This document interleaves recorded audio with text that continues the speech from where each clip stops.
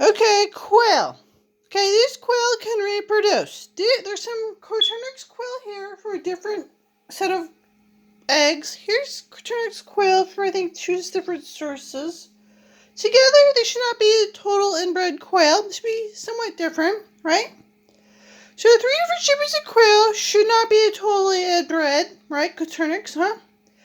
The button quail, they're two clutches of all the same day, so they should not be a total inbred, right? You never really know because they get inbred. If all these quail from coturnix were not totally inbred, but in 2 years they could be totally inbred with 1.5 million quail, right? So let's say I want all these quail, but they're all going to wind up inbred because I always said they're not adding more quail to it from other places, right? Eventually, you know they're going to be inbred if you don't add more quail, right? This is for the bob whites that could free range here, but I don't know because they're bob white. Bob white could free range and roost. They could exist with or without me. Like ducks don't really like it here, so I don't know. So inbreeding quail, the bob white could exist. Might get some other quail around. Birds like to have people around that know they get together to be a mule. They do exist. Mules exist, but inbreeding will happen, right? So it could happen that you get 1.5 quail that could become totally inbred, but then if you add more quail from other not totally inbred clutches, then you're not totally inbred, right? Yeah, well, it happens that you get really rare inbreds become extinct because you won't crossbreed them.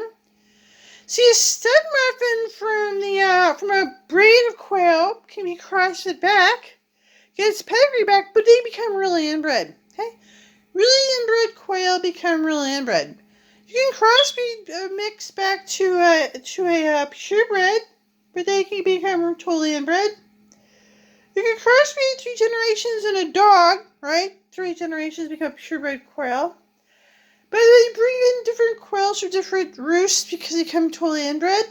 You know what happens? Different boxes get different inbreds. Yeah, 3 different clutches from different sources. Because they get inbred. They do.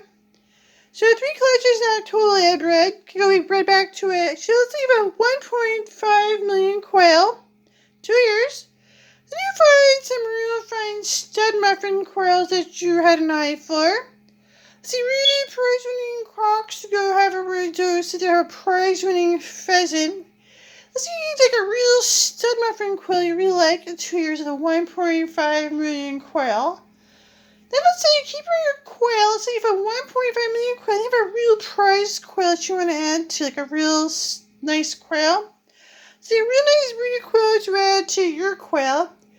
Then you have 1.5 million quail crossed to a real nice quail. You get better and better. Let's say you get some real prize-winning quail. Then you add some of the finest quail to your 1.5 million. Then they're much better, right? So not totally inbred, then you add like a real fine prize-winning quail that you admire. Then you have 1.5 not inbred quail added to a real fine stud muffin quail that you really like so much, right? A real fine pompous quail you add to.